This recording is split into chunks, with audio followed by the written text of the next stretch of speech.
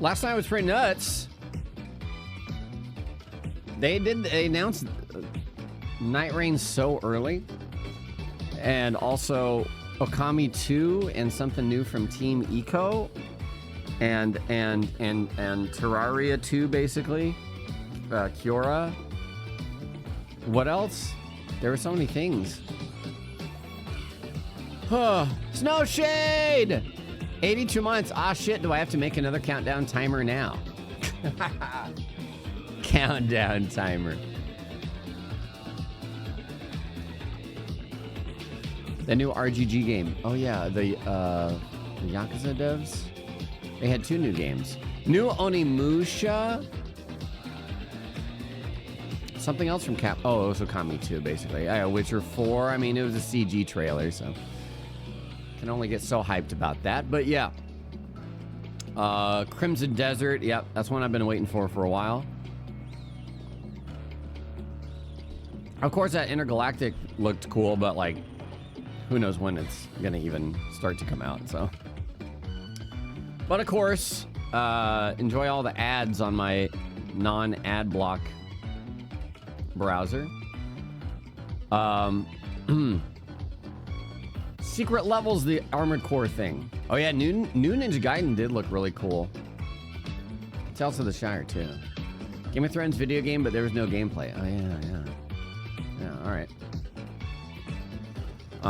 Elden Ring Night Reign. So this is where they got an interview, and I haven't poured through this yet. So we're gonna go through and read all this and just check it out. Junya Ishizaki, who's been doing stuff since Dark Souls 1, I believe. And moving up in the designing roles. And now they're tossing him the director role to give it a go. Let's see exactly though. This game's a huge surprise to me. I can imagine it's going to be a huge surprise to the fans next week. So I really like to hear about the initial kind of concept and how you came up with the idea for the game in the beginning. As a developer, I had many ideas for what could potentially be new games during the development of the past titles I worked on, including Elden Ring. This time I stepped up as a new director. I was given the opportunity to direct this idea for Night Reign. We've always been seen as a company that makes these Souls-likes or this kind of traditional formula of Souls-like games. So I saw this as an opportunity to do something different. The challenge sounds like Tanimura. Well, the guy before Tanimura. I don't even remember his name. Oh, sad. To challenge both myself and the company to build something new while still using what we've cultivated with our previous titles. Also, personally, I enjoy these co-op multiplayer experiences, and I wanted to make something that's very much focused on that with Night Reign. My alerts are disabled, yeah. Chat doesn't need to be on screen yet. That's too much power.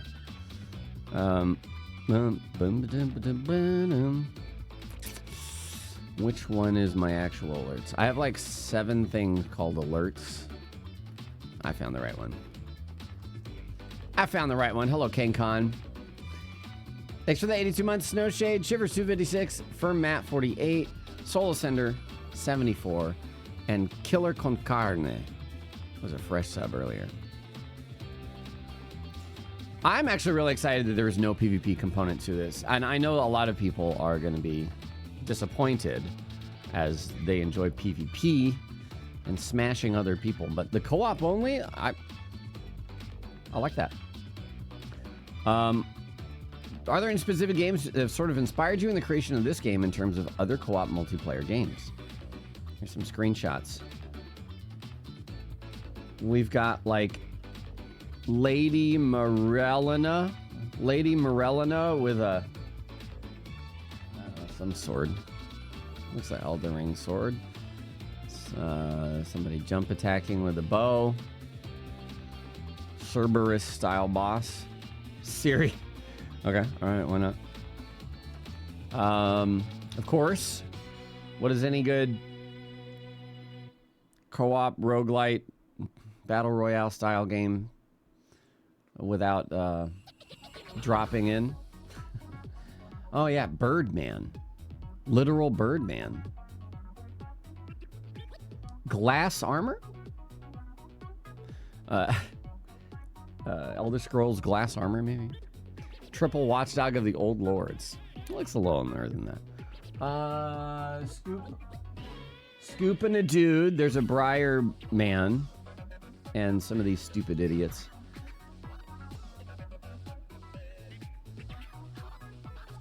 These are actually like figures. They're like giants. It looks like. To me. Anyways. That's kind of weird. Yeah, ghost, like smoke giants. Okay.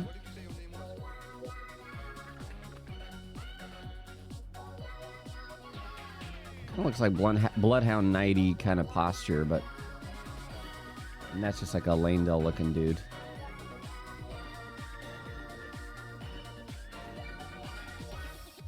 Crossbow sword? Crossbow sword? Regular bow sword? I don't know. Oh. Yeah, that's Dukester Freya. Like, whatever.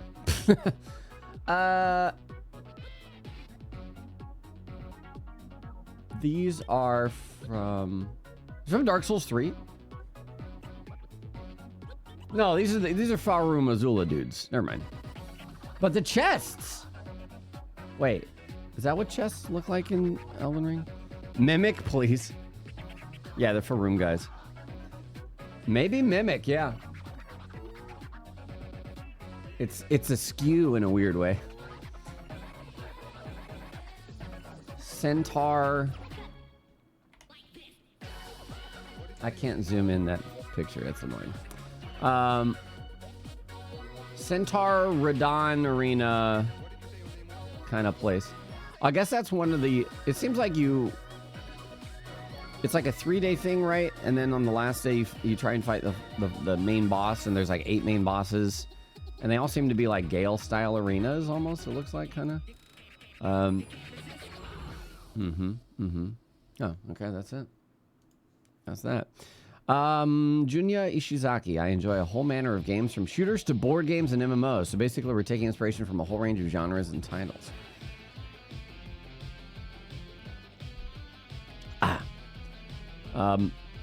Also felt like sort of because of the intense pacing of this game compared to Elden Ring, or at least the way I played Elden Ring, which was quite cautiously, almost feels like you're speedrunning, especially with wall jumping and stuff like that. Just wondering if the speedrunning community has also been an influence on the creation of this game as well. It'd be a lie to say there's nothing like that that's inspired NIGHTREIGN, or that there is some inspiration there. I enjoy these elements of not just Souls games, but other games where you have these challenging elements or speedrun tactics. It's not just applied to speedrunning, it's like optimizing the gameplay from the player's perspective, how to best optimize the experience to get the most out of it and clear it in the best way possible or the quickest way possible. I enjoy those elements, and I feel this is a good opportunity to share my love for that with players. I'm glad if this sort of idea is coming through in NIGHTREIGN. Definitely. Has Miyazaki-san had any input in the game, or is he strictly hands-off with this project? So initially, I took the idea to Miyazaki-san, who gave it the green light. He was a little involved in that initial concept phase of the game, but after that, he gave full NIGHTREIGN to me. Not sure the fixed time feel good to play. It makes it so that it's very much a session game, so that somebody can sit down and be like, all right, I got 40 minutes, let's do a run, and then call it. So instead of making it, end up being an hour and a half, and you're like, God damn it, this stupid other idiot is going so slowly, and we have to wait for him. Having the set time is nice. It's a new game. It's a spin-off, and it is wild. It is weird. Oh, wow. The IGN guy made the same joke. Okay, I undo my joke. Full NIGHTREIGN? Indeed, thank you. Haha. Does the lore of NIGHTREIGN tie into the stories of Elden Ring or Shadow of the Erdtree, or even a possible Elden Ring 2, or is it completely standalone? We'd like fans to think of NIGHTREIGN as an Elden Ring spin-off, first and foremost. The story is completely separate and parallel to the world of Elden Rings. If you had to tie it in some way, we had the events of the Shattering in the original game. After the events of Shattering, this is a completely separate branch of the Elden Ring story. We understand there's a great deal of emotional attachment to the story of Elden Ring that a lot of fans have, so we didn't want to encroach on that too much. We wanted it to coexist with the existing story, and for players both familiar and new to enjoy both of these stories separately. So does this mean that George R. R. Martin has no influence on NIGHTREIGN's story or world? That's correct. Figures. You'll satisfy your urge to make new builds without having to go through a whole respec. Apparently, well, we'll talk about that in a bit. Seems that given recent news, it's possible that Night Rain could potentially be FromSoftware's last multi-platform game. Do you have any thoughts on the potential Sony acquisition of FromSoftware? To be perfectly honest, we just don't know right now at the moment where the discussion currently is at. If it's taking place, we're not privy to it. Well, that's a leap. That's a leap. George has a book to write. Yeah. So, supposedly going to be playable solo or 3 players, but not 2. That's what it seems like. What about the possibility of Night Rain coming to Switch 2? I'm afraid we know nothing about the Switch 2 at this point either, so it's difficult to say right now. Sorry. Sure, haha. Back to the game, one thing that wasn't clear to me yesterday. Do you have to play it online in a group of 3, or can you also play it solo or in duo? The game is designed to be played as a 3-person team, but you can play it as a solo player. Oh, great. Or in a pair? No. It's either 1 player or 3 player. Sorry, Dist. What about people with only 1 friend? Then you both play next to each other and have different experiences. Nope. Either 1 player or 3 player. And in 1 player, does the enemy health pool scale? That's correct. The reason that we went with a 3-player focus was that we wanted to retain that sense of accomplishment you get from battling a boss together or from conquering a map together, and that sense of enjoyment. But we wanted to recreate that in a fresh way. And we felt like focusing on a 3-player co-op experience would provide a brand new sense of accomplishment with it. It's kind of a randomly weird restriction. Well, I mean, they explain it right here, so. I'm down until I play it, and then I'm like, wait, that is weird. Vendolphin, 49 months, welcome back. Why was 3 the magic number? We're going into it. This was largely a game balancing decision rather than a game design decision. So it came as development progressed. You know, we found that while we wanted each player to have that sense of accomplishment, that sense of rewarding co-op gameplay, this was like a sweet spot with 3 players in order for it to not to feel too overwhelming or too busy. Allowed each player to go off on their own potentially and cover a bit of the map, but also to know, that final experience coming together. That was 3 players. Felt like the sweet spot events. And did my brain break? But also to that final experience coming together, that was 3 players, felt like the sweet spot eventually. Translation. Well, I mean, they wrote the article. This is not a translated article. This is IGN. AI wrote this. Okay.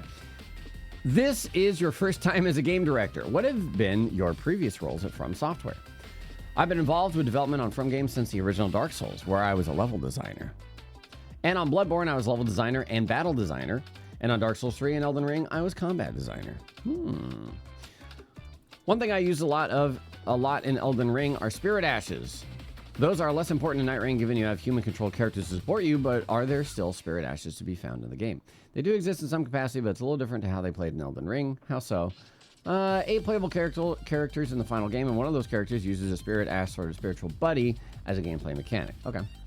One of the sort of big selling points of this game mentioned in the presentation yesterday is that it's more approachable to newcomers, but it's still quite challenging. So are there any further assists you can toggle on, such as starting a session at a higher level or something? We don't have any such assist features or settings included. No easy mode. We put a lot of faith in our players regardless of their skill level. We believe that anyone can beat these games if they just go in with an open mind and a will to try. We've also incorporated the relic system where you get these rewards from each run as you experienced the day before, and even from a mildly or less successful run.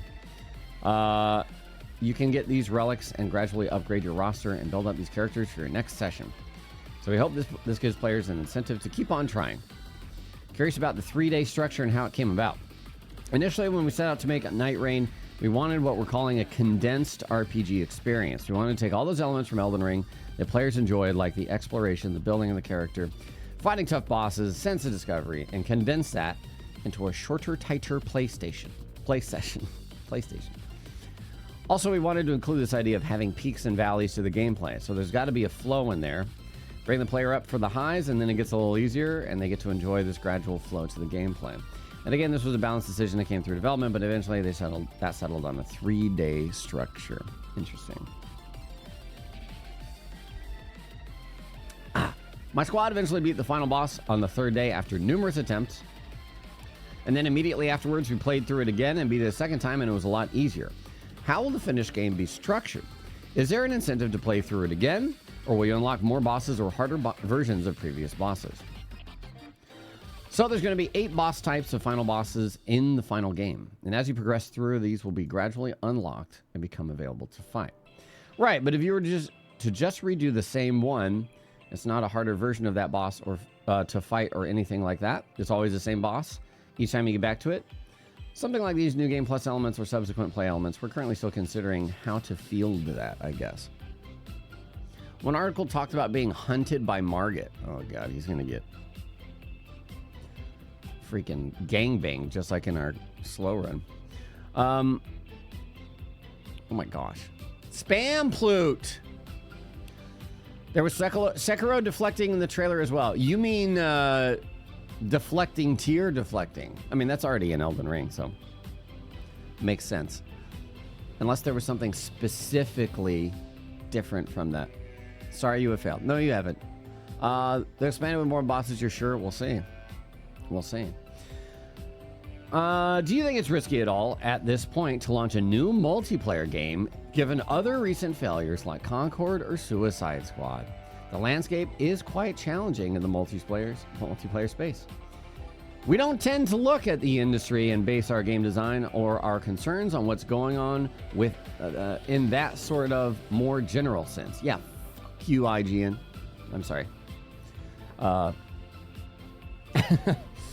We feel like if we're making something we're passionate about and that we want to make and that we enjoy playing, we trust the users will share in that experience and hopefully enjoy it as well. Imagine. Imagine. Also, we want to be clear that NIGHTREIGN is not like a live service game. Once you buy NIGHTREIGN, you get the complete package. Everything is unlockable out of the gate. So I wanted to be clear that this is what we wanted to make. It's not intended as a live service game. Oh, great. Thank goodness. I didn't care about the industry either. So just going back to that presentation yesterday, I believe you said that it's just the one randomized map based off Limgrave. Is that the case for all 8 bosses? There's no map that's a variation on Caelid or anything like that? So there will not be a whole new map type depending on the boss you select, but there will be some quite drastic changes to the map that occur as you progress through the game. The reason for this, we wanted to keep this experience quite condensed and concentrated on this another Limgrave, so that players could learn and adjust and create that most optimized play to enjoy that sort of new sense of accomplishment and discovery with NIGHTREIGN. Learning within those confinements is what we aimed for.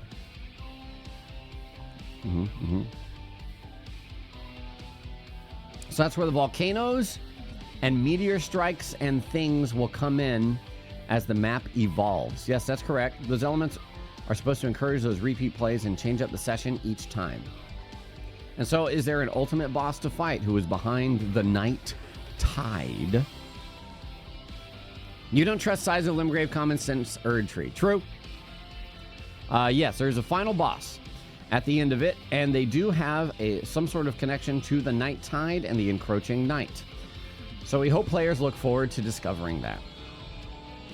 Are there any other sort of modes planned, like PvP Battle Royale or anything like that? Currently, no plans. We wanted to first and foremost concentrate on this 3-player co-op experience, so that's the main focus for now. I'm curious about Merc. I know you can spend it in between sessions at the roundtable hole, but that wasn't a part of the build we played. So I'm wondering what you can buy with Merc. With Merc, you can purchase new relics. You'll also be able to perform relic rites, which allow you to switch around the color coding for each character. Interesting. So potentially give different characters new relics. You'll be able to purchase gestures, and you'll be able to purchase new character skins as well. Nice. I hope I can purchase a Solaire skin. I mean, Speaking of the character classes, I found the 4 different ones that we played with yesterday were really quite unique compared to the base classes from Elden Ring. Was that the case from the beginning, or did the game begin with, warrior, samurai, stuff like that, and then kind of evolve from there? So the reason, first of all, just some context for having these set characters was we wanted to create this multiplayer experience that you could just jump into very quickly and casually without worrying too much about character creation or character build off the bat. So with that as a kind of initial staple for the design, we set about designing these different characters and their specialities. Quite quickly, we landed on their unique skills and ultimate arts, and we figured that we wanted more of an action gameplay focus rather than landing them in a sort of preset type of character. Like there's the mage, or there's the warrior, or there's the tank. We wanted them to each feel quite unique in their gameplay and in their skills and abilities from the get-go. Man, I feel like this is the kind of game that I'll play a bunch and then I'll go back to regular Elden Ring and be like, almost like Shadow of the Erdtree versus base game now. Dangerous, but in a good way. Honestly, I won't say that I've played Elden Ring to death, but I've played it a lot since it came out, and while I do love it, something new is exciting. So, I look forward to that very much. Will each character have their own storyline, or is it just one storyline that every character goes on? Each character has their own backstory that players can uncover, and interesting quirks to their gameplay that evolve as well. So we hope players look forward to that. It's gonna be crazy when someone mods Elden Ring with elements from NIGHTREIGN. Oh, that's fair. It'll be super unbalanced though. If they just like give you super fast stuff to play regular Elden Ring with. Unless they mod them, all the bosses and enemies too. But anyways, in terms of the backstory, is that just experience through the Codex or the Round Table Hold? There will be other elements as well for players who enjoy that sort of side of this game to uncover the characters' backstories and things. It won't just be limited to the Codex. There was a character in the presentation that I don't think was one of the ones that we played that was said to be able to raise slabs of rock out of the earth and then use them as a springing off point to do attacks or something like that. Is that one of the unannounced characters? Platform creation. Yes, of course. That character will be available in the full release. He'll be playable in the final version. I'm curious about the random nature of the map. It seemed like the initial landing area was always kind of more or less the same, with the same ruins to quickly get some XP, but then it seemed a bit more random beyond that. Is that by design to make sure that players get off on the right foot? So the random elements in each session basically come down to anything you find dotted around the map. So the weapons, the enemies that appear, the bosses that appear, random events that take place, and the points of interest, the key locations that pop up around the map. So these are generally randomized throughout each session. When you say key locations, you mean like castles and camps and things like that? Yes. These things will be changed up from session to session, but they all stay the same from one day to the next. I see. Imagine teammate becoming purple spirit going mad. Yeah. Sabotage. I found that I only used the Spectral Hawk maybe once or twice. I'm just curious at any point during development, was there the thought of letting players use it manually at any time, like the glider in Breath of the Wild? Or was it always going to be a fixed point, designed to be shortcuts to very specific directions or locations? We did try a more freeform approach to using the Spectral Hawk to get around initially, but we found eventually that felt surprisingly like a chore, and it also kind of inhibited the freedom of approach that the rest of the game provides. So the players could be kind of challenging themselves to go off in this direction or choose this route because they've chosen this boss fight and that's sort of what they've got available to them at this moment. They would instead be able to ignore a lot of the map. They'd end up taking very similar routes, or they'd end up just flying around for the sake of it. And they would sort of just impede on that intended game design. So I would decide to keep it a little bit more streamlined, a little bit more confined to what you experienced yesterday. Okay. I would definitely just be like, okay, let's get out of bounds, guys. That makes a lot of sense. One that I did use, I used to reach a giant that was on a rooftop of a castle. Seemed very deliberately placed in that regard, or was that just a coincidence? What do you think, IGN? Yeah, it's something similar to what you described. When we designed it, we had in mind something like a choice between directions. When you make the decision to make a big movement in one direction of the map, it's like, well, okay, I'll choose this Spectral Hawk or this Spectral Hawk. This is intended to roughly guide the player in these directions. The Fell Omen kept spawning in as a random event in a few of the sessions we played yesterday, and we eventually just started luring it towards the site of grace so we could keep re-upping our health and flasks while we fought it. Do you consider that cheating, or is it a legitimate strategy? It's kind of cheating, but seeing as though it was of your own volition and agency, I think we'll give you that one. You're allowed that. Ha ha. Cheese. Thank you. I really love Duchess's skill, the restage. where she repeats the most recent attack landed on a targeted enemy. It did seem a little overpowered the way we were using it, like having the Guardian do a big swooping ultimate attack and then immediately restage it for huge damage. It's like Mimic from Final Fantasy VI. Is that something that's still being balanced? Yes, of course, it's still in the tuning stages. Is the restage skill a guaranteed hit every time, or can some enemies dodge it? Yes, it will definitely hit in this current iteration. The heck? The red corpses that are great sources of loot, who do they represent? So this is NIGHTREIGN's unique asynchronous online element. This is actually gear left from a previous player who died in that spot. So it's their way to leave their mark on the world and influence the session of another player, even if they happen to fail. That's cool. Dead Cthulhu, 59 months, welcome back. Sick. So similar to Elden Ring, will we see players actually running around while they're still alive, or do they only appear as dead bodies?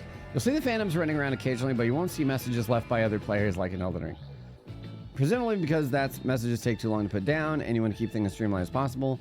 Yeah, there's not a lot of time to stop and write a message, I think, as you experienced yesterday. That's basically the intent there. Do enemies respawn after the first day of a cycle? No, there's no respawning between days and no respawning when you visit a site of grace either. Is there going to be cross-platform support? No cross-platform play. PS4 players can play with PS5, Xbox One with Xbox Series S and X, but not between platforms. Jiggy! Jiggy, 2 months. Have Jeff's money. Thanks, Jig. Did you see the Elden Ring stuff, man? I was losing my shit. Now we're reading this interview about it, so just figuring out what all details are out there. The heavenly area where the third day boss fight took place, was that unique to that Gladius boss, or is it always the same on the third day for each boss?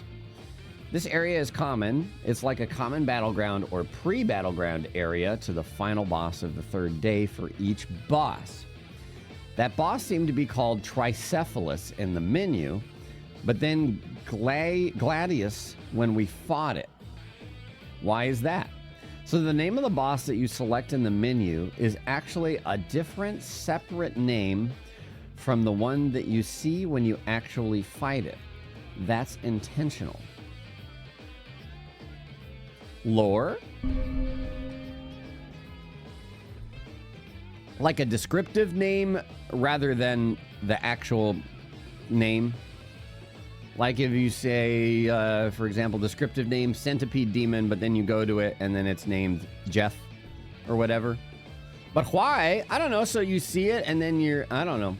I guess it makes it hard to be like, that's definitely the thing that we're here to fight. Elden Ring alias shenanigans? Yeah, pseudonym stuff. All right. We'll see. I don't know. It seemed like every time the Fell Omen would spawn in as a random fight, we'd always get the Draconian Tree Sentinel at the end of day 2. And it was only when it didn't that we got Margit the Fell Omen as the day 2 boss. Is that an intentional thing? Can you only fight each boss type a maximum of once per 3 days? For this particular build and session, this was intentional for these bosses to come together or for that likely to happen. But in the full game, there'll be a lot more variation in number and types of bosses to appear together. Okay. Yeah, this is you purchase this once and that's it. They say no microtransactions or anything. Don't you think it's a bit of a shame the forced 1 or 3 players when most people play in a duo? I don't know. I don't know until I played it. In concept, it's like, yeah, the more options would be better if I could do it 1 to 5 players, for example.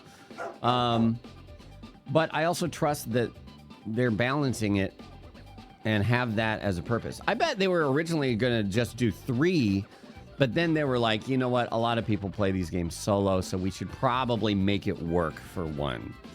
So I feel like making it work for solo was the stretch they already took, but I don't know. Bonsai Bill, 7 months, welcome back. Seemed like the boss at the end of the day 1 was always either the Centipede Monster or the Demon pairing. But that won't be the case in the final game? Yes, in the final release will be a lot more random with a greater pool of potential bosses to pull from. If it's less predictable, it sounds like it will be a lot harder. Do you intend Night Rain to just be a one-off, or are you hoping that this style of game, not necessarily under the Elden Ring banner, but that this style of game will become a staple for FromSoft in the future? We don't really have a plan in terms of, oh, we're going to make more spin-offs or this is going to be a one-off, one-time thing. This was purely sort of happenstance of me wanting to direct my own game and wanting to use Elden Ring and that battle design that I took part in as a base to this game. And my interest in online co-op games as well. I mean, I'll be honestly, kind of the way that like Persona has like set spin-offs. Like, I haven't followed Persona very closely, but it seems like there's always the main game and then there's a couple spin-off games, right? Like, I would be okay with that if they just do like some lore-free shit that's just ragtag whatever. Like, yeah, Persona Striker style stuff. Persona is a spin-off. You know what I mean, though. Anyways, so this all just came together nicely to build on what we cultivated with Elden Ring. So that's why this is a spin-off. Can't really say for sure where we'll go in the future. Any final thoughts? So I created Night Rain to be a new thrilling type of gameplay with that familiar sense of accomplishment and overcoming tough odds that players are familiar with. So I hope these two things come together and provide a fresh and fun experience. So please look forward to it. Absolutely. I've definitely had a great time with it so far. Thank you very much. That's great to hear. Thank you so much. Nice. For anybody that didn't see it, here is the trailer again.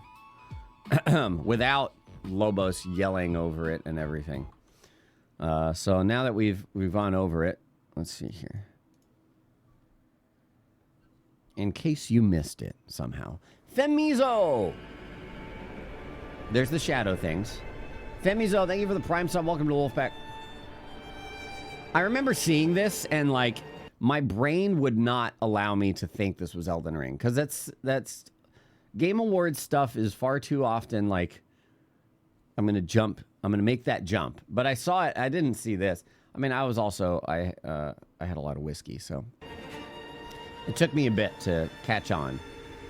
But even this, I was like, yeah, that looks like it, but I mean, something could be copying the art or whatever. But that's clearly FromSoft visual effects and stuff. And then this is the invisible. Well, maybe not, actually. Never mind. I thought it was the invisible assassin.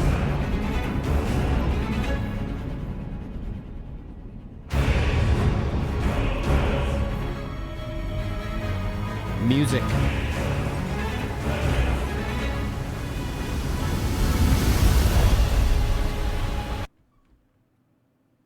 Is that a rat? Is that a rat? Where's the clip to your reaction? Oh, my, where is it? I had already put it. Hold on. How do I Lobos Jr.? Lobos Jr. Oh. He's live on YouTube right now. Why is it so? Here we go. It's on the YouTube here. You can see. We watched it at the beginning as well. I don't want to hear me screaming again, so here. A rat? Seekers of redemption. Was it just that guy? You were chosen. Hold on. Oh, it's just that guy. Looked like a rat. It's just the sword. It's cool shit. Seekers of redemption. You were chosen.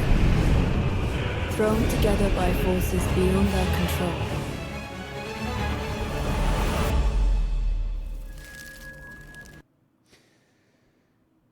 Is that the Dark Souls 2 spider? It's like differently colored too, so I don't. It's like I don't remember my spiders. It's not a ROM spider because the ROM spiders have the stone shit on their heads, right? I don't know. They're more stonies. Who is that hanging? That's the hunter from Bloodborne because they rip Bloodborne. Birdman? Birdman's interesting. I like that. But I don't know about the weapon. This is a crossbow. Yeah, like crossed open. And then of course, people were saying Stake Driver, which yeah, but then of course Centipede Demon. That's where I started freaking out.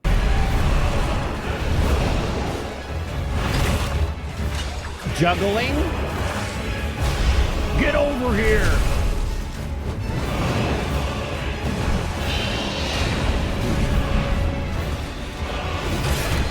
Huge leap. Nothing new here, really.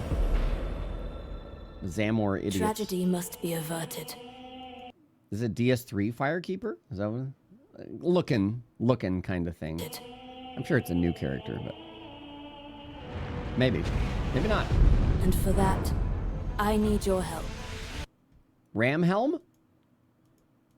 Or like yeah, it's kind of like a ram helm. That I need your help. Waifu mommy.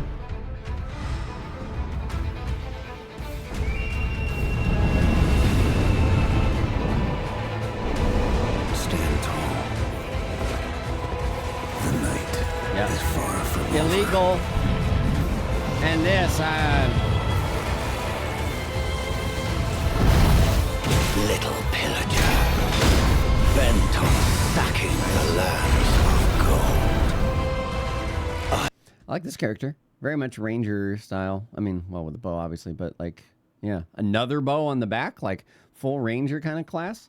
It will swat away any what the fuck? I don't understand my audio. all who dare approach. This looks like that thing from Hellpoint? Is it? Disgusting goat thing. Band together and prepare to claim. I know some people were making comparisons to the DS2 kiln.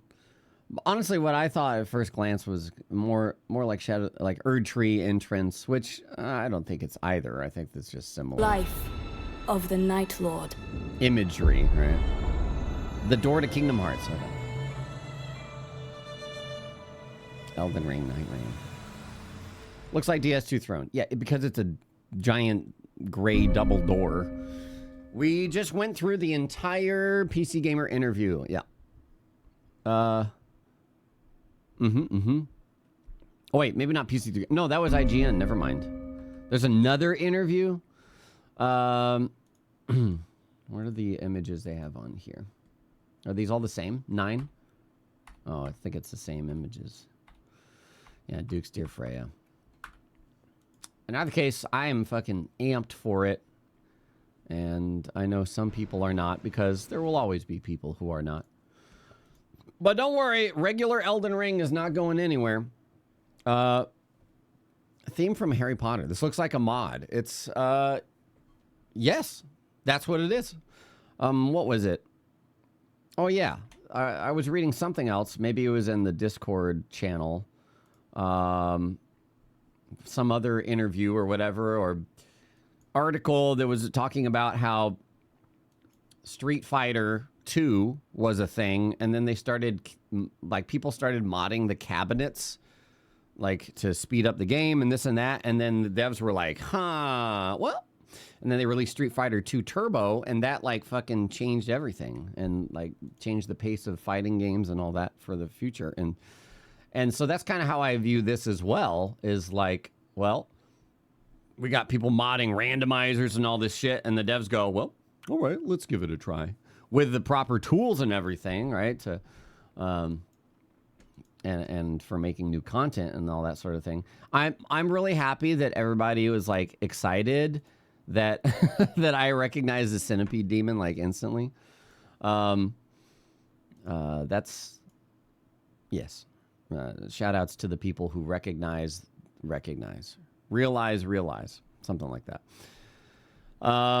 The oral history of Street Fighter talks all about it. It's a very interesting story. Yeah. It's also good because some people are selling mods for Elden Rings with old DS boss. Selling mods. That's super illegal.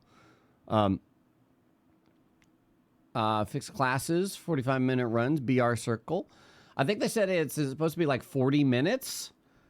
40 minutes or so for a full run.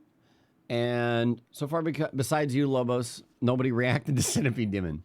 To be fair, it's pretty, like, they show it very quickly. Please watch. Please watch. Was that a Centipede Demon? But,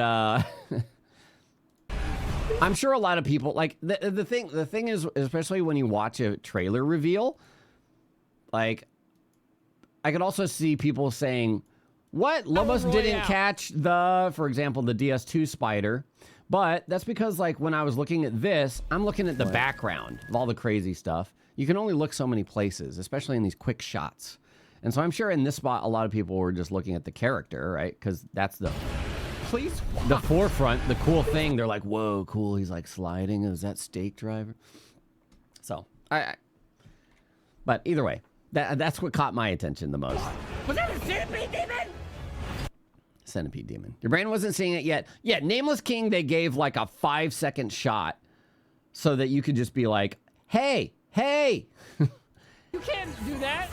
Hey, Parkour? remember this guy doing his fucking most iconic, I'm flying into the sky and throwing lightning bolts at you?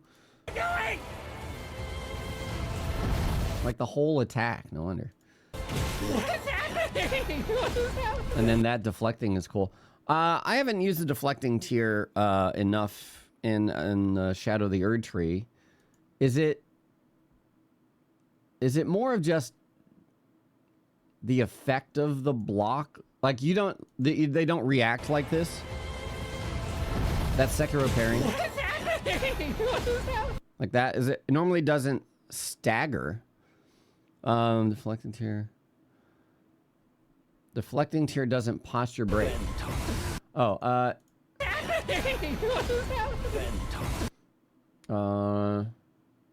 okay.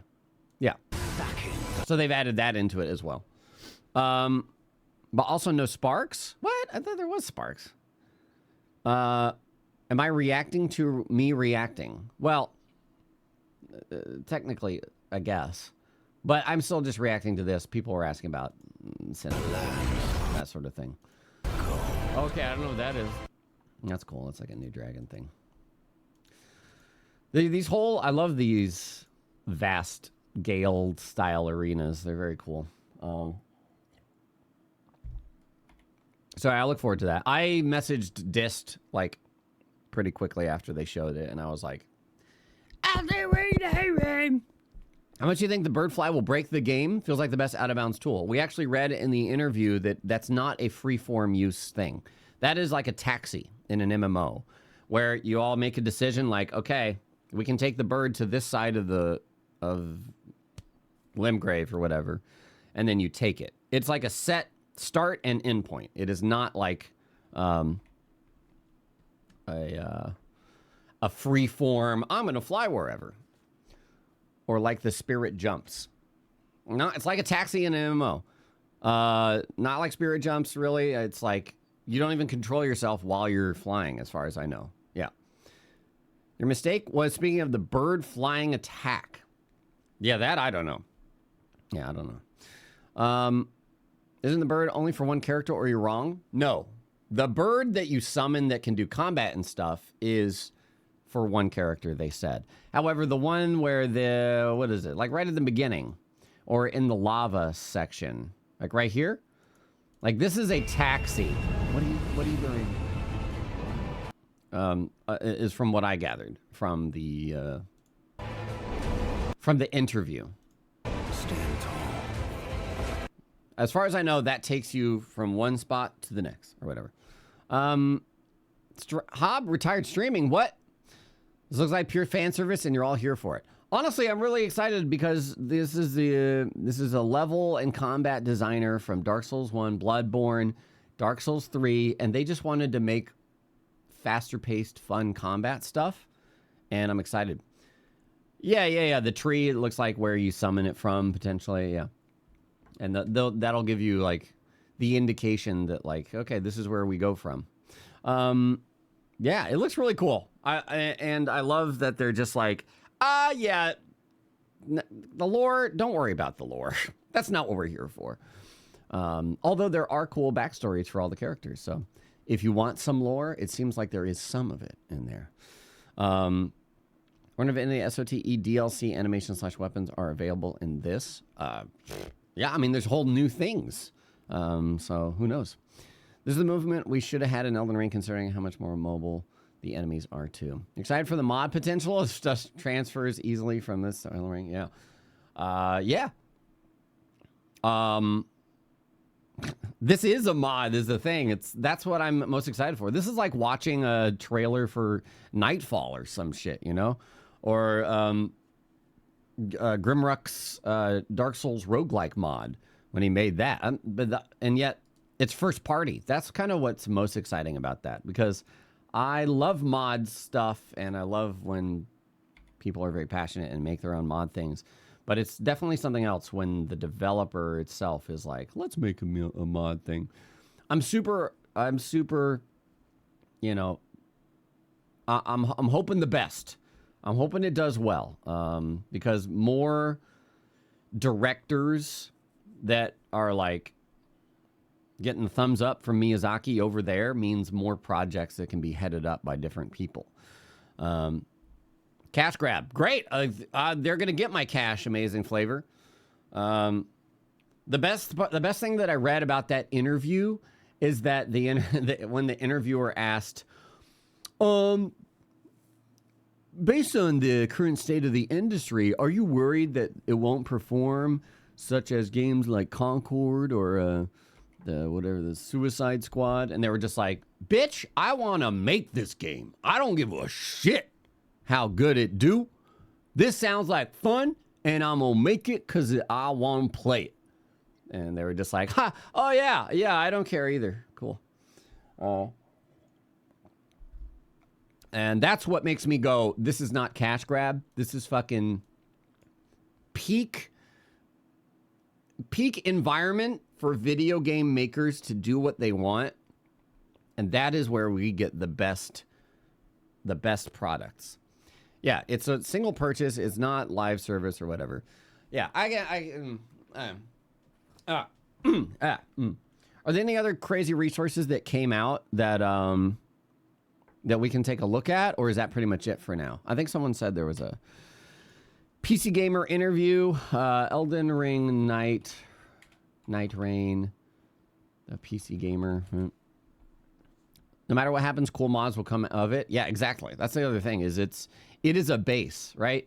There are some developers that I think a lot of people are just like, I need these devs to make games so that then the mods come out and then it's what I enjoy. That sort of thing. Oh, it's a video. What's a video? Oh, the PC Gamer thing? Let's see here. This? The video is even better. I read through this, I think. Famitsu. Hold on.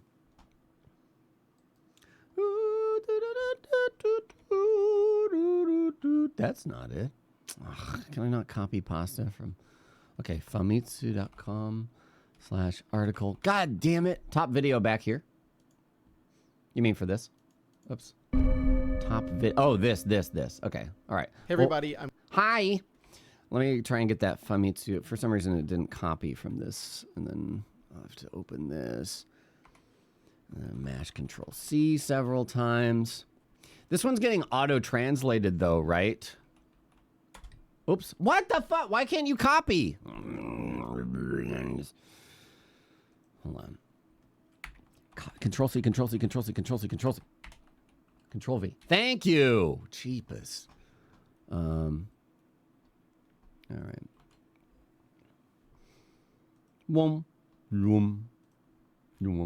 Chat pause. What is this, an anime video game? Disgusting. What is... What is this ad? Oh, God. All right. Well, I'll open that in another tab for later. I'm just kidding. FromSoftware's new work, Elden Ring NIGHTREIGN, was suddenly announced. In the trailer, we seen characters with a different atmosphere from Elden Ring appeared. We could see multiple players running around the field and fighting what seemed to be strong enemies. But the content has not been revealed. Yeah. We'll have to potentially... oh, it is another... interview here. see if how the translation does. Okay, let's see here. For 3 players, a surprising announcement, but first tell us how the decision to develop Elden Ring NIGHTREIGN came about. Towards the end of Elden Ring, President Mizuno approached me and asked, wouldn't it be interesting to try being a director soon? Wow, that's how promotions work over there? Mm-hmm.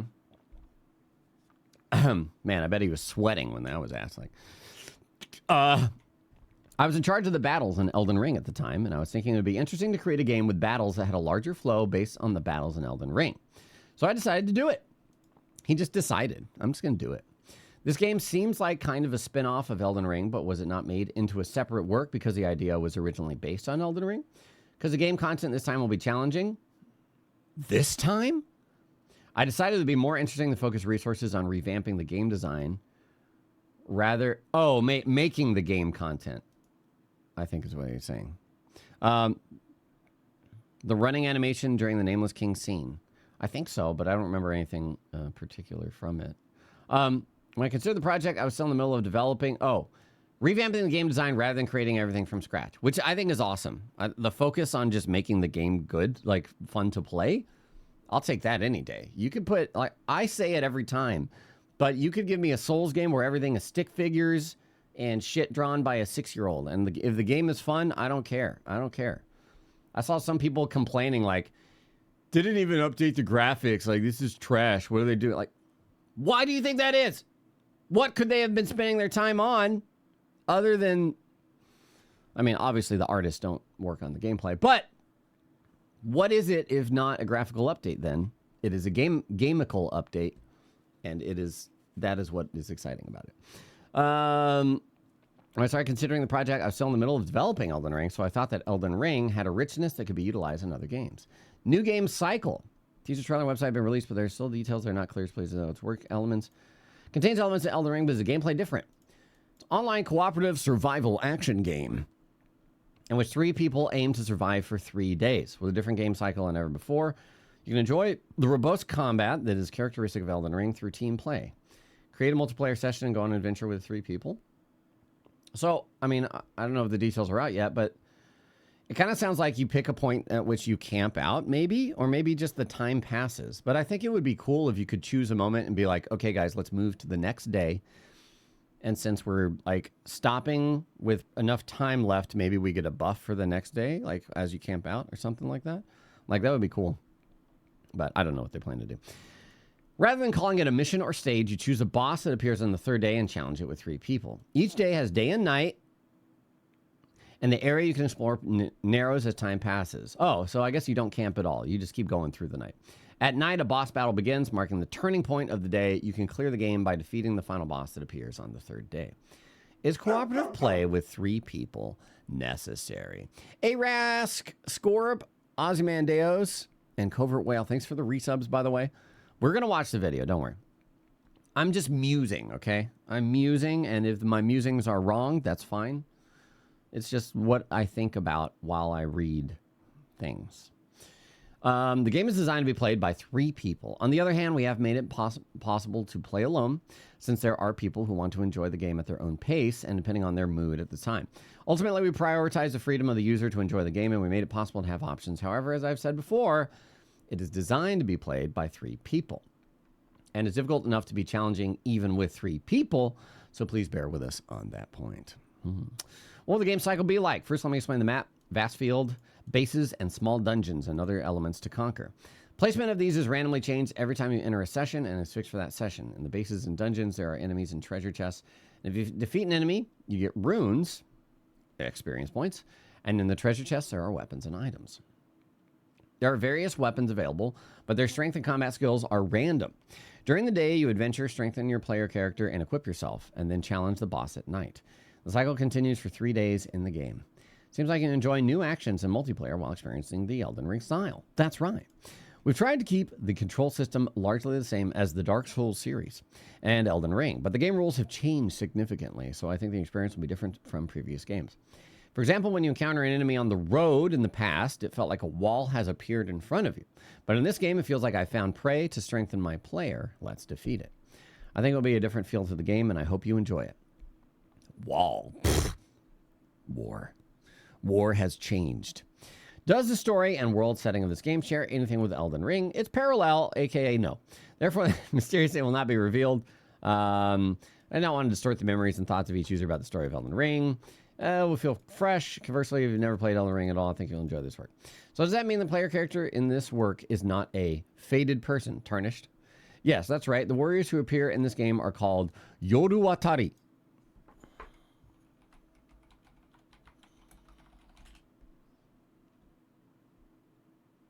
Is that a Yowatari? What is a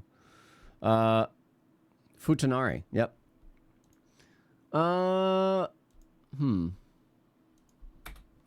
Yoru. That's yeah. Okay. And then Matari. English. Night Eater. Night Eater. Ashy VC. Night Walkers. That makes more sense than Night Eater. Oh, I said Matari. Oh, my bad. Yeah, ferry forward, import, migrate. Okay. Yeah, that makes sense. Cross ferry forward. Yeah. Not Eater. Night Farer. Yeah, something like that. Irask, 29 months as well. Welcome back. Players can use 8 characters with fixed names and appearances. Each character is tied to something like a class and has different characteristics. No character creator. Originally, I wanted to make this game that you can play immediately after getting the game, so I made the characters fixed. However, in order to inherit one of the attractive elements of Elden Ring, that is the goodness of being able to enjoy various character builds, each character has elements such as skills that demonstrate special abilities and arts that are like so-called special moves. Each character has a very different feel, so I hope you'll enjoy using them in various ways. Bungus Fletcher, thanks for the 46 months. Welcome back. The game mode looks like it'll be 3 times harder if you play alone. I love that. They did say there's some scaling, but if you have to fight the same amounts of enemies, that's probably where the difficulty comes in, right? Elden Ring also has battle techniques and the like, but it incorporates a pretty bold system. We believe that choosing how to fight is one of the best parts of an action game. We believe that systems such as skills and arts will fit well with the action nature of Elden Ring, so we've incorporated them. The characters have a certain Elden Ring vibe to them, but in a way, they have a classic fantasy design. Since there will be a lineup of new characters, we're conscious of making them easy to get into. We wanted to create a design that has the atmosphere of Elden Ring, but is different from the faded people, tarnished, and can be accepted as a protagonist of the game. Each character has some determined performance, and their initial equipment skills and arts are fixed, but we want you to be able to choose what you like at a glance. This also comes from the idea of wanting you to play the game right away. So each character is a protagonist to each of these Nightwalkers, there they go, have a set name. Yes, when I say names, I mean class equal character name, like Tracker. Okay. Each character has a little story, and there are elements that tell you what kind of person they were, what they will gain from the end of the battle, and so on. The main focus of this game is the action, but I would like those who like stories to experience it as well. That's pretty cool. It looks like a bunch of mods you find on Nexus. Yeah, except first party, so it's nothing like those mods in that sense. Enemies from the Dark Souls series also appear. Will any of the strong enemies that appeared in Elden Ring make an appearance? Yes, the enemies during the day are basically the enemies from Elden Ring. The bosses from Elden Ring also appear, but not all of them. In particular, the demigods are strongly connected to the story of Elden Ring, so I'll keep it a secret from here on out. That doesn't mean they won't appear at all. Also, enemies from the Dark Souls series will appear, but only a little. In terms of the setting, they are drawn from another world due to the influence of the King of Night, the original villain. During the night is when the main boss comes and fights you for that day. There's a boss fight at the end of the day, which culminates in the completion of that day, is what they said earlier. In terms of setting, they are drawn from the world, yeah. In Elden Ring NIGHTREIGN, we value the sense of chaos that various things attack at night. In that sense, I thought it'd be interesting to have enemies from another world appear. So I got permission from Miyazaki and Tanimura, the director of Dark Souls 2, and decided to have them appear. Please tell us why you decided on the flow of the game to survive 3 days and defeat the boss. This is an online co-op game. We wanted to value elements that allow you to play slowly, like the Dark Souls series and Elden Ring. Also, as mentioned earlier, we want to make it something that players can play immediately and to overcome the barriers between players in terms of game progress. So we came up with the idea of doing everything you can within the time limit to challenge the enemy. We had the image of making it a night theme, so as the day and night pass, a powerful boss appears, and the game moves closer to the climax, and you survive for 3 days. This was just right for 1 session of experience. I need Grimrock to take this, and then also just make the days last like, I don't know, instead of 10 minutes per day, like an hour per day, and then add in survival mechanics and crafting. Survival mod? 1 year. Oh my God. Elden Ring is a game that requires you to progress steadily, but Elden Ring NIGHTREIGN takes advantage of that element and realizes a speedy strategy. And then add Pokemon. How should I advance through the field? How should I defeat the enemy? I think the fun of thinking about various things as you progress through the game has been inherited from Elden Ring. Not a big roguelike guy, but that's the thing. I don't think you should. I understand like the feeling of that. Like, man, I don't like roguelikes, but I don't think you should write off every roguelike immediately, because sometimes, like, even if you don't like the majority of them, especially if it's something made in a vein of something you do enjoy, you might find yourself really liking it. And then sometimes that opens up your viewscape to games you wouldn't have played before or something like that. There's always exceptions. Also add every Souls boss. 1 hour a day and boss rush nights. One hour a day and boss rush nights. Oh, God. Where were we? How to invent a shield? I think the fundamentals are because they call it short RPG. We call it a short RPG within the development team. We aim to create a dense game that condenses the fundamental fun of RPGs, such as exploration, character growth, and battles with strong enemies, into one mission. It seems like there's a wide range of strategies to conquer, but it seems like you'll have to worry about whether you should move together with your allies in the field or if you should spread out. Place importance on allowing each user to play freely according to their own playstyle. I also wonder if there's a way to speed up the day. Yeah, like I guess what I was mentioning before. If you can all choose to camp and just basically fast forward to the boss fight. Of course, that would, I mean, I don't know. It's hard to say, because if you get really good at playing the game solo, then you could jump in a 3-player game with like me, Dist, and somebody else who's been playing it a lot, and just be like, okay, I'll hit this objective, you there, and then we just finish everything really quickly, and then go. Now what? Fast forward to boss. No, I don't know. I have a Windows update I don't want to click on too. Oh no, I don't.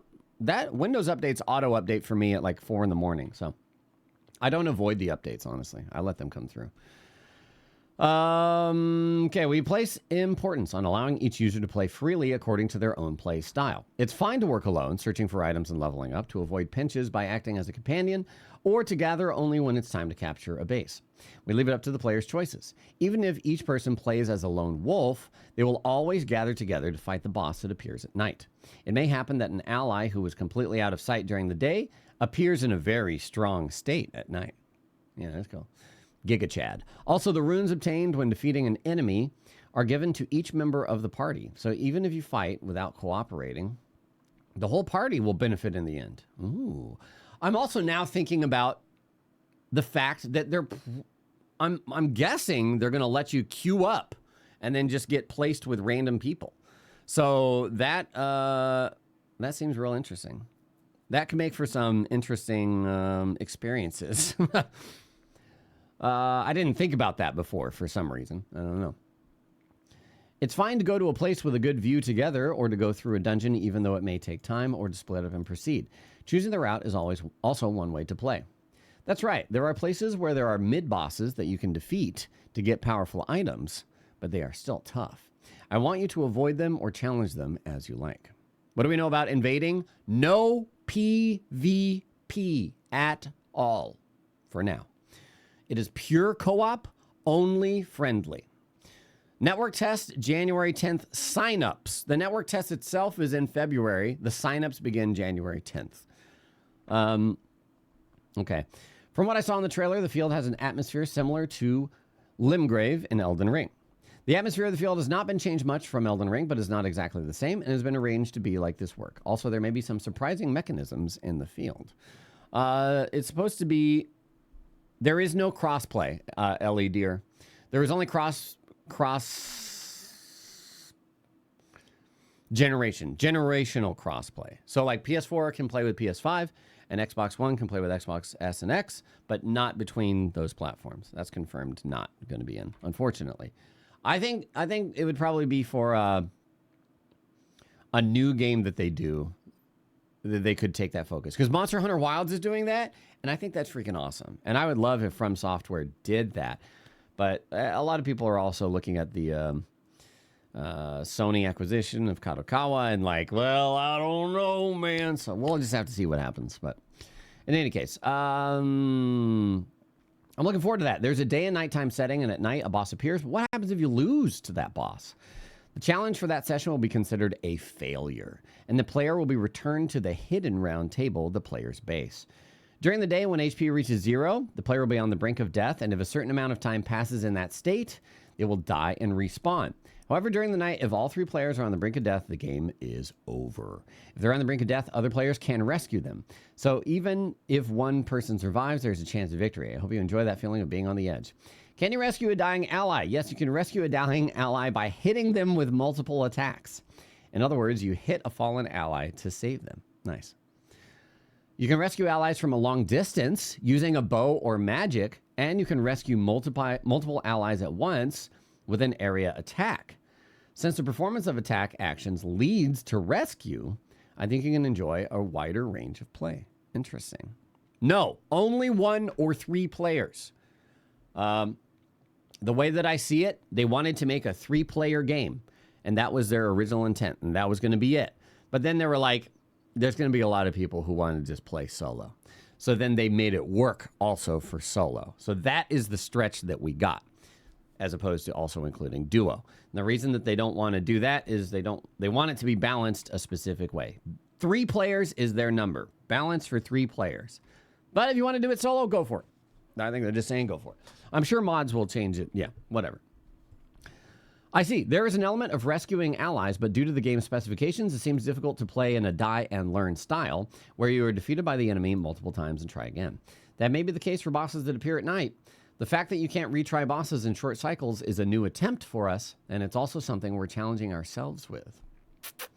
On the other hand, in this game, the field itself is the target to conquer. So as you play it over and over, you'll learn how to conquer the field by using this build against the boss and exploring this route to do so. And eventually you'll feel a sense of accomplishment when you overpower the field. What if you're playing with 3 and then 1 person drops out? Yeah, you know what? I bet that would work.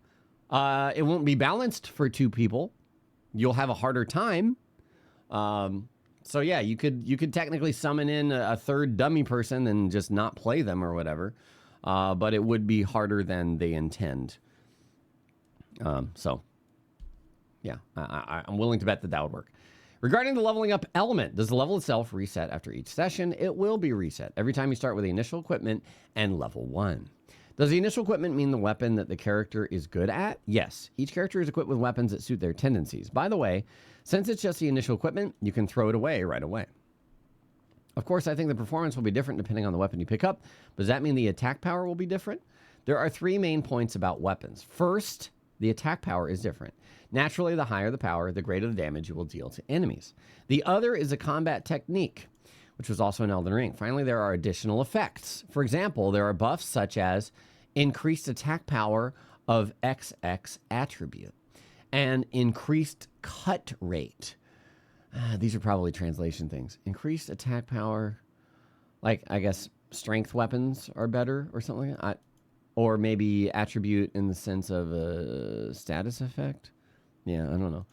Increased cut rate. Oh, that could be bleed as well, yeah. As well as unique effects such as magic bullets are generated on the spot when dashing. Okay. Most of these additional effects are effective just by having them in your inventory. So if you open a treasure chest and find a bow, you might not intend to use the bow, but you might want to keep it because the additional effect is attractive. And you can stack the additional effects one by one, which is one of the unique pleasures of this game. Nice. Is the equipment basically from Elden Ring? That's right. However, the performance itself has been significantly improved to match the game's characteristics, so they tend to be more powerful than in Elden Ring. Consumable items in particular are quite different. For example, the flame pot explodes more spectacularly, so it has the potential to scatter a group of people like a grenade. So it's just better. Communication is a loose connection. How do you communicate with players? As in the Souls and Elden Ring series, we want to value the loose connection that allows players to play freely and at their own pace without the need for excessive communication, which is a characteristic of the online elements in our previous works. And this work is developed with that idea in mind. There is no text chat or stamps. Basically, communication is done with pings and gestures. Of course, you are free to use external voice chat tools and enjoy the game. As for pings, you can let the whole party know that you are going there by pointing a pin on the map. Nice. You can also point pins on items that have fallen, so you can let them know that there's a good item here. We are aiming for communication that does not force other players to do anything. Yeah. Playing with randoms will be a pain. Not if the game isn't, you don't require it, like the game to do that. It said the only thing that you really need to come together for is the boss at the end of the day. So if somebody goes off, they might just be an ultra giga chad soloing all this shit, getting super strong, and then they come back and then they're like super good for the boss fight. So, in that sense, they're helping you. But even if that is not very cooperative in that sense. From what you have said so far, it seems that this work is worthy of the expression short RPG. And it seems you can enjoy surprises and discoveries like Elden Ring every time randomly and a solid battle. That is exactly what this game is aiming for. The places where you can find items change each time you play. You may encounter a powerful weapon in an unexpected place, or you may reunite with a weapon you used in Elden Ring. And you can enjoy a fresh and unexpected play every time. I wonder how fresh, you know? Like, what is the extent of their spawn, like their item spawn points? Are there like 7 iterations and it's random? And so you can check the same spot and go, nope, no item. Nope, no item. And then suddenly, oh, there's that item. Or is it much more? I mean, I'm sure that's not like every spot in the game is an eligible item spawn point. But yeah, I think you can at least rely on the fact that like the castles and stuff will have chests. And that's going to get you the stronger items. I think that each player's own drama will be born, and you will be able to enjoy an experience that is only possible with the help of your companions. And I hope that will be the case. And once you have survived the 3 days, you'll return to your base. I understand you cannot take your equipment home with you, but is there anything you can take home with you? At the end of each session, you can take home a reward called marks, a currency that can only be used within the base, and equipment called relics. If you're familiar with it, it may be easier to imagine the bloodstone from Bloodborne. Blood gems. Relics are things that give character passive abilities. Each character has a pedestal on which they can set relics, and they can equip relics that fit the pedestal. The pedestal itself can be changed by purchasing it with marks. The effects of relics vary, but they range from simple stat boosts to strengthening character skills, arts, and normal actions.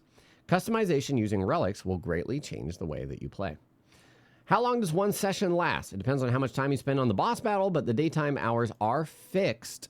So it's estimated that it will take about 40 minutes to clear the 3rd day. Of course, if you are wiped out on the 1st day, the playtime will be shorter. So 40-minute sessions, roughly. By the way, are there any PvP elements? Not in this game. In order to emphasize the experience of 3 people somehow overcoming a large number of challenging situations, the only online element is cooperative play. There is no intrusion by other players. Yes. And I'm super excited for that, honestly. Because it means that the game is balanced only for the PvE. That's why I liked Sekiro so much. It was balanced because you don't have to consider what other players are going to come in and attack you with, which would mean that tools would have to be nerfed or appropriately changed or accommodated in some way to be in a player's hands in a PvP scenario. So the PvE is just full reign, like, boom. You can be a little bit stronger than seems balanced because they can make the enemies harder in that sense. Elite Slayers and Not Lob, welcome back. Thank you very much. Nerfs were a nightmare in DS2. They've been a nightmare in, I think, like every game. Like a lot of, I mean, not necessarily a nightmare. They did nerfs in Elden Ring, right? Like fucking whatever, Rivers of Blood and Sword of Night and Flame and that sort of thing. That didn't really affect me, though, because those weren't items that I was going and using, but... yeah, I don't know. They do now separate out like PvP and PvE things. Bloodhound Step. Bloodhound Step. Bloodhound Step. Anyways, please tell us the reason for naming this game Elden Ring Night Reign. Reign means domination. So we decided on a straightforward title that evokes the idea of domination of the night. The sound of rain also connects to the reign of rain. In this game, the field area narrows over time, and the rain is what determines that range. We wanted to give the impression of the gameplay. I'm going to ask a mean question, but some people may see this game as a multiplayer game using materials from Elden Ring. What do you think about that? That was so mean. The basic premise of this title is that we started out with the idea of making a game that could only be made with the base of Elden Ring. Because of this base, we were able to focus on revamping the game design, expanding the action, and adding 8 characters with different functionalities and 8 bosses that pose new threats. I think you can get a glimpse of this in the trailer, but when you actually play it, you'll find a unique flavor that is very different from Elden Ring and our previous titles. I hope you'll look forward to this freshness. Okay, last thing, we're going to watch this video. Probably skip the intro. Well, but never mind. It's a minute and 20. Let's see what this video is all about. I'm Wes from PC Gamer. I'm a senior editor there, and last week I was one of the first 6 people in the world to fly to FromSoftware's offices in Tokyo to play an early build of Elden Ring Night Reign. 6 people. I will note that we weren't allowed to do gameplay capture of Night Reign, and I didn't get any B-roll either. So most of the footage that you're going to see here may be just some kind of generic stock footage of Elden Ring itself. Just note that you're not getting an extensive look at Night Reign itself now. That's going to have to wait until later. A 3-player co-op roguelike set in the world of Elden Ring, that is probably not what you expected from FromSoftware, who are famous for their high-stakes, high-difficulty RPGs. But Elden Ring Night Reign is a turbo mode reinterpretation of the combat that FromSoftware has been refining across the last 10 years of games. The new features in this roguelike, teased in a trailer at the 2024 Game Awards, are a bit hard to wrap your head around until you've actually played it. Elden Ring but Turbo! I have, and I'm here to tell you all about it. It is a 3-player co-op game that's set not it. in an alternate universe version of Elden Ring's game world. Don't show that. It's hard to get a real good feel for what you're looking at in that trailer. It probably left you with way more questions than answers. But I got to play the game for a good 6 or 7 hours, so I have still some questions, but a lot more answers. So I'm going to give you a first look at Night Reign, how it plays, what about it is exciting, and what about it wasn't fully convincing right out of the gate. Let's break down the key details. 1. Elden Ring Night Reign is a 3-player co-op roguelike. In Night Reign, you play as a member of a 3-player co-op team exploring a familiar but different version of Limgrave, Elden Ring's starting zone. That doesn't help. help. The map has a static overall layout, but with sort of like a DJ mix approach to the weapons you find and the enemies you encounter. They're going to be random and jumbled up every game. Before each run, you'll choose a final boss to go after, almost like you're picking a creature to hunt in Monster Hunter. But before you fight them, you have to survive 2 days of exploration and combat, with each day ending in a big boss fight of its own. So in the build of the game I played, the first night I would either end up fighting a pair of demi-humans or a big centipede monster, while night 2 was either Margit the Fell Omen, all of you are very familiar with him if you played Elden Ring, or a tree sentinel with a couple of lesser riders, but still very scary knights riding alongside him. So as an Elden Ring, you can be matched with random players for the multiplayer, or you can use a multiplayer password system to party up with your friends. 2. Night Reign will be a premium-priced, not free-to-play game. FromSoftware told me they don't consider Night Reign to be live service. They want a full game experience in the box, so to speak, and that means updates after launch are still an open question. Bandai Namco, who is the publisher, did confirm for me that you won't need to own Elden Ring to play it. Night Reign is totally standalone. And the price will be comparable to Shadow of the Erdtree, this year's expansion, which probably means $40, but that's not confirmed. Basically, the takeaway is this is not a full $60 or $70 priced game. 3, you'll play as predefined characters. So yeah, there's no character creator in Night Reign. Unlike basically all of FromSoftware's This is not one of them. Night Reign does not let you create a custom character, though you will unlock alternate skins for the cast of 8 preset characters as you progress through the game. Night Reign is going for the hero route with predefined characters. I get to play with 4 of them, but there will be 8 total in the This is not one of them.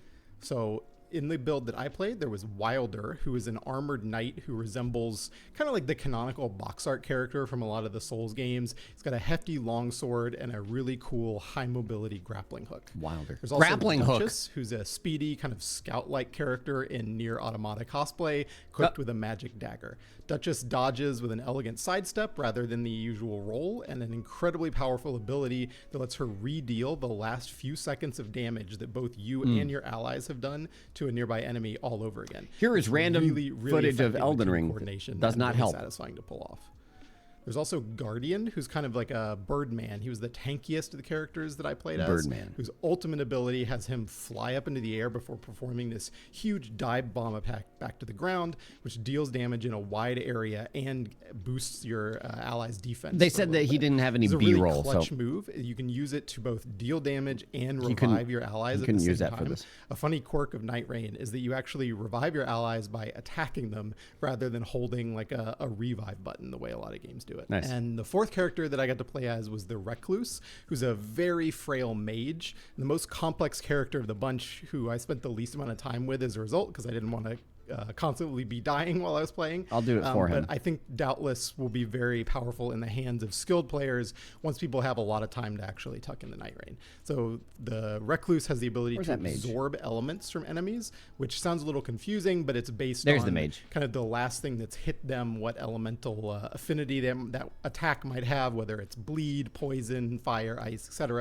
She can basically absorb those essences, and then after absorbing a certain number and storing them up, can unleash. Well, so the way that it works is they go early, right? And they do this, and they set up the video. They have an NDA. This is how it works.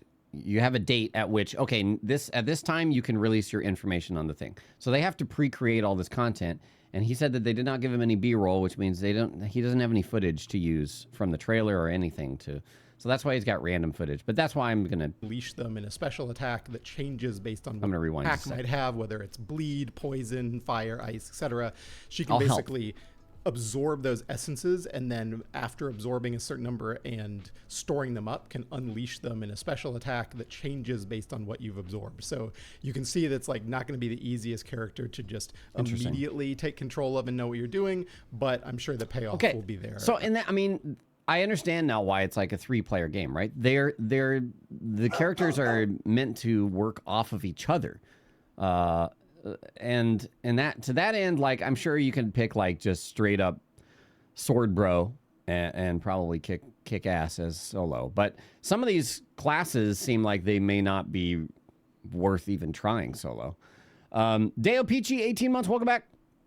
Thank you very much. Synergy. So yeah, interesting. Let's keep listening. All right. Immediately take control of and know what you're doing, but I'm sure the payoff will be there once you do.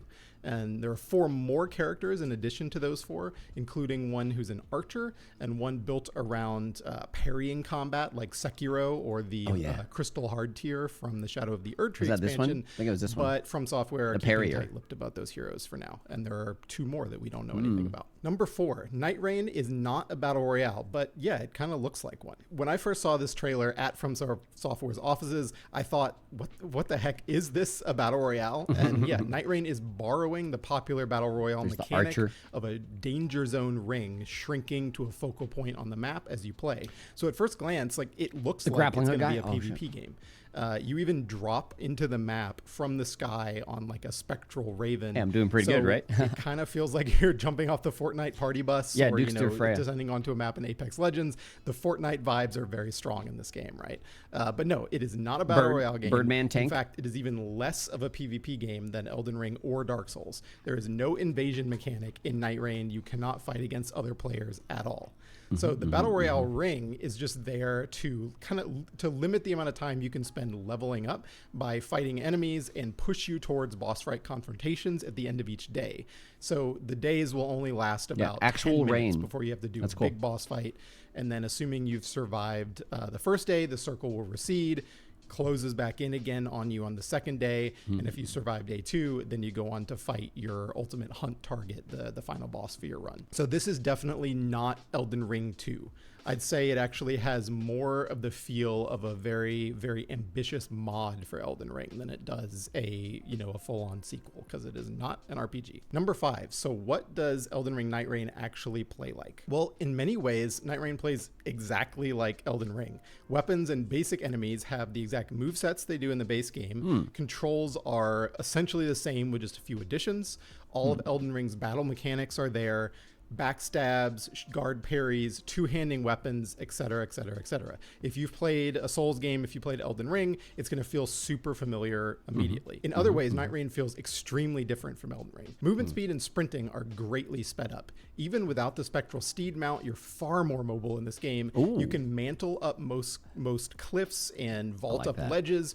There is no fall damage, like at all, no fall damage. Because each run of the game has a fairly strict time limit, you're also encouraged to just play at a breakneck pace, running from place to place to get as much loot as you can, kill as many enemies as possible, and level up at sites of grace, which are scattered around the map, so that when you get to a boss fight, which are unsurprisingly big difficulty spikes, you're as strong as you can possibly be.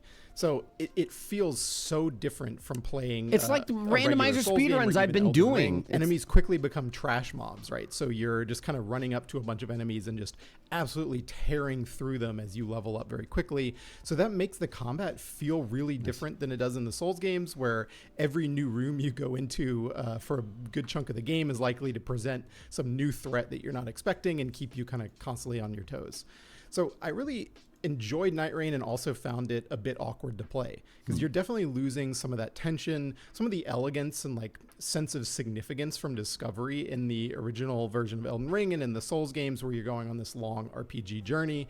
And it feels weird to see all of these really familiar pieces just kind of thrown in the sandbox together and like turned into new toys to play with. At the same time, it still plays really well, right? Like those fundamentals of FromSoftware combat that they've been refining across their games, they're still great. And it's hard to argue against how fun it is to just put that whole experience on fast forward and be playing for kind of low stakes compared to a classic FromSoftware game, right? Like you're not groaning when you die in this game because you've just lost so much progress. It's not that big of a deal. So I found myself immediately wanting to jump into another round at pretty much at the end of every single match, just because I was excited to see what kind of stuff was going to happen in the next run and what kind of random drops I was going to get that would define how I built my character. So yeah, let's talk about that randomization. Number 6, is the map randomly generated, and how much does it change? The layout of NIGHTREIGN's map is static, kind of.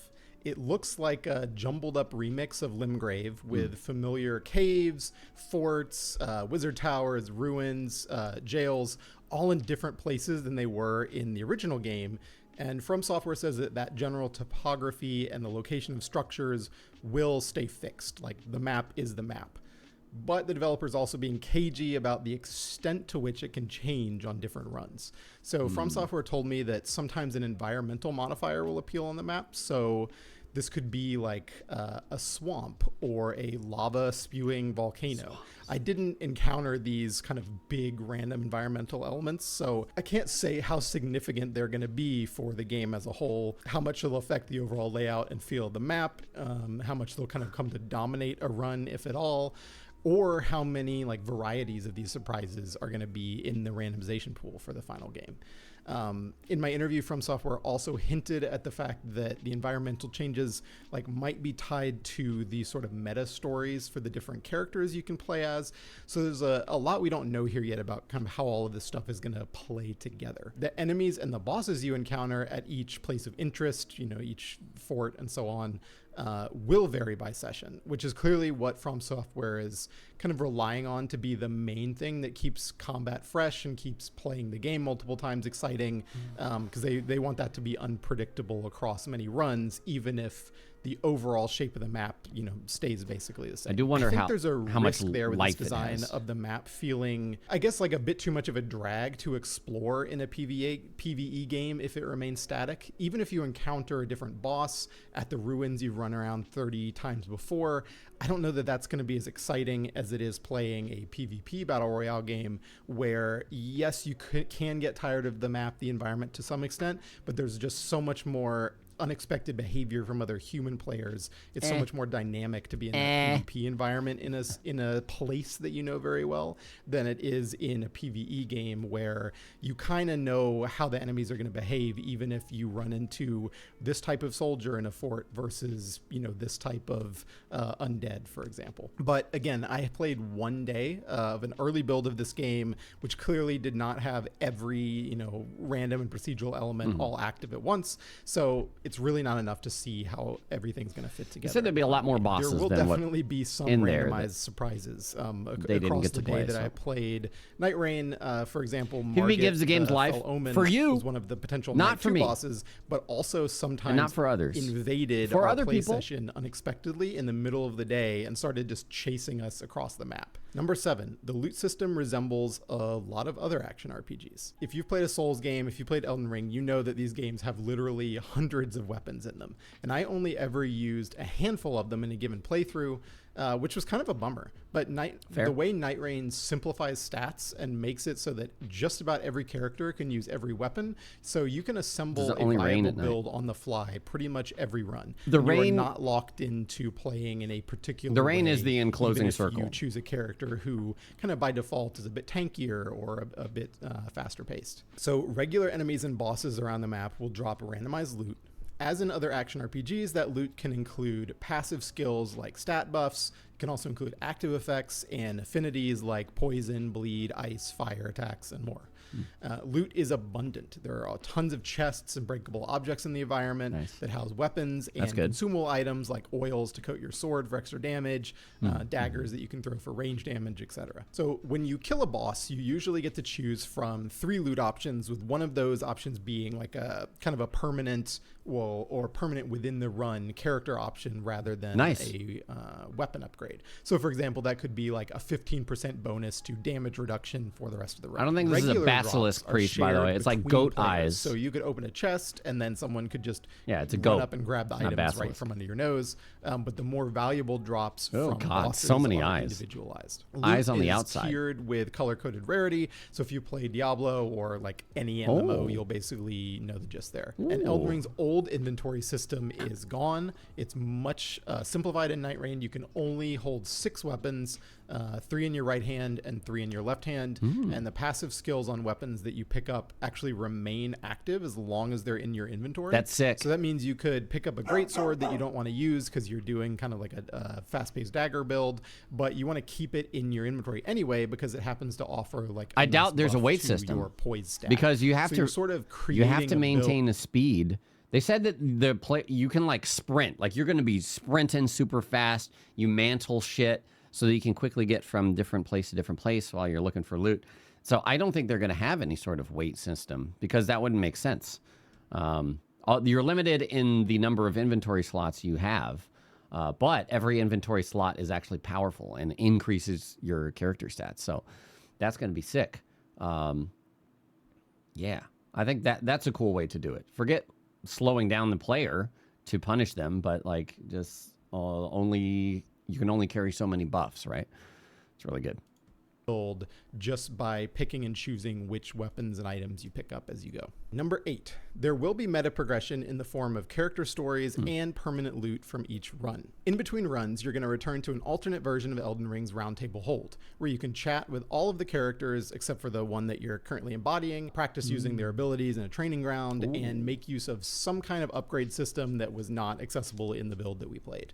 Each character in Night Rain has these relic slots that you can equip random end of run rewards to. So these offer some really substantial benefits. They're how you're going to improve your characters long term. No torrent. There's no torrent. One relic, for example, gave me +2 vigor, made my healing flasks actually heal my allies in addition to myself, which was really, really beneficial.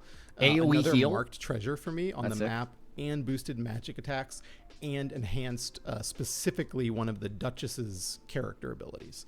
So there's going to be a lot of variation between these relics, and it seems like you're probably going to get more relic slots as you play through the game just based on the UI. That's speculation on my part, but it kind of makes sense because FromSoftware told me there's going to be some degree of narrative progression for the characters as well. So it sounds like moving through those stories is probably going to give you some sort of progression, not just in how the characters they jumped it? Stories play out, but also in what bosses you can fight or how the map changes. Ooh, jumped it. All of this stuff was left pretty unclear. They clearly don't want to kind of spoil everything up front. But I do get the sense that there's going to be some sort of longer term evolution in the game beyond just having these 3 slots that you can put slightly better items into. Number 9. Yep, you wall ran up the wall. Isn't an RPG now. Leveling is way simplified. Just like the combat and the movement now, leveling is really fast in Night Rain. You still level up by killing enemies to accrue runes and then spending those runes at a site of grace, just like in Elden Ring, but you accrue them very quickly, and instead of leveling up an individual stat, every chunk of runes you spend will grant you 1 level kind of just overall, and that will boost your stats across the board. Stat growth is different for each character. So like the Duchess and the Recluse are always going to have less health than Guardian, for example. If you're downed by an enemy, your teammates will have a short amount of time to revive you before you die. And then if you do bleed out, you'll still respawn nearby, but you'll lose all the runes you were carrying, like in Elden Ring, and you will de-level by 1 level. De-level? A little bit different. But as in Elden Ring, you can still reclaim your runes by returning to the scene of your death, although an enemy may have picked up your runes and will be holding them hostage until you kill them. Your character does not have any kind of meta level, so you're back to level 1 at the start of each run that you go into. But there are some meta progression elements like the ones I alluded to before. Number 10. All right, finally, when can you play it? So like Elden Ring and most of the Souls games, FromSoft is planning to hold a free online beta test or network test for players sometime ahead of release. We don't know when, but it's obviously going to be next year sometime. Based on their past games, expect the network test to be held between 3 and 6 months before release. Elden Ring was about 10 weeks ahead of release, while Dark Souls 3 was about 5 months ahead. So there's quite a range there. We'll find out more in 2025. January 10th is when you can do signups. It said the test is in February. Night Rain network test. Oh, wait. Elden Ring. Yeah, February is when the test takes place. January 10th is when the signups begin. So you know, network test. There you go. February 2025. Hopefully not coinciding with the release of Kingdom Come Deliverance 2, Civilization 7. Not as worried about that. Or Monster Hunter Wilds. If they better do it early February, because fucking A, man. Network test will be available for PS5 and Xbox, with the PC sitting out on the sidelines. Why? Mainly because every time there's no data mine the heck of the game. Yeah, I like that. Don't let them data mine. Fucking let the game be its thing. I mean, they're probably going to data mine it anyways, but it makes it harder, so whatever. Elden Ring Night Rain network test page. There we go.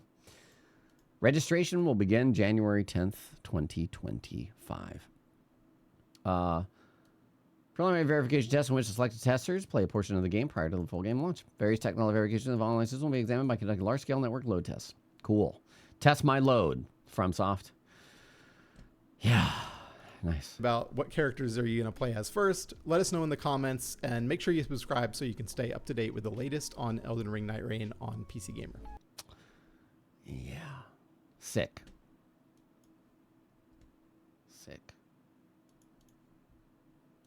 Do that? Parkour? Never again!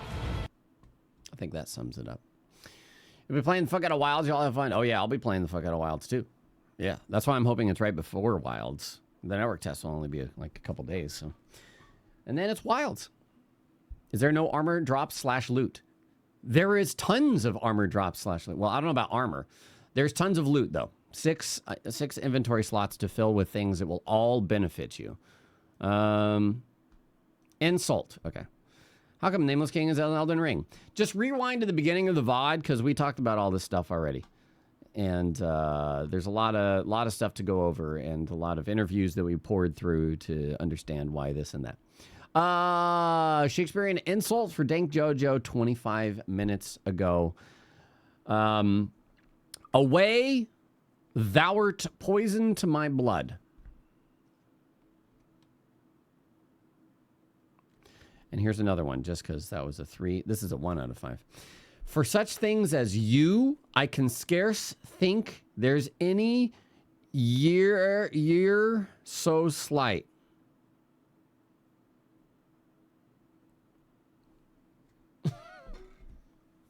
Also, fuck you, said Shakespeare. Cool. All right. Well, that was unexpected.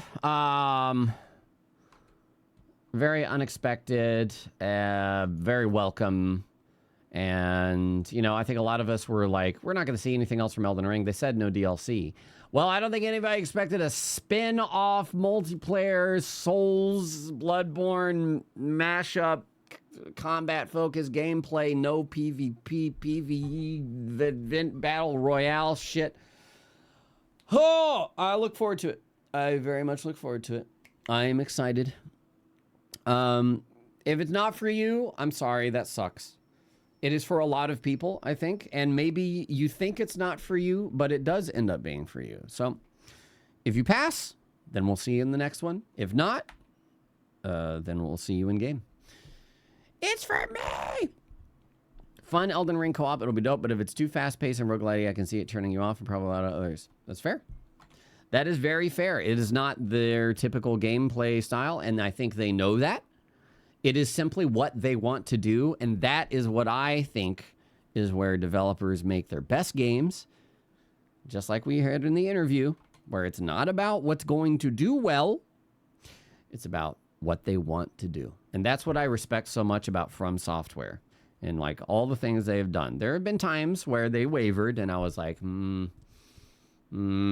But for the most part, their projects are like, they're what they want to do. They made Déraciné, a fucking VR game, narrative game that had nothing to do with Souls except for like a little bit of Bloodborne reference. And I played all the way through that, and I was like, that was cool. Did it do well? I highly doubt it. I mean, it probably did better than your average VR title, and it was PSVR only, so whatever. But yeah. Like, if they want to do that, I support that, and I'm for it. Because I want them to keep doing what they want to do. Who knows? Maybe this PvE thing will do its thing, right? And then the next time they do a spin-off, it's going to be PvP. And then it's only going to be PvP, right? That sort of thing. Which takes out so many parts of what Souls games are, but so does this. This also takes out so many things of what Souls games are. And tries to really condense it. And yeah, maybe they'll just highlight the PvP experience in the next one. Armored Core was a PvP game. Well, it's a totally different game, though. Elden Ring Battle Royale. Exactly. Yeah, exactly. This is a PvE Battle Royale. Okay. Hope you guys enjoyed going over all that with me. We're going to get back to our Eternal Ring 100% run, which we started yesterday. And honestly, we're most of the way through now. So let's let me update the stream title. Congratulations again to Astrobot winning Game of the Year. I definitely want to play it, just like I want to play everything else in existence.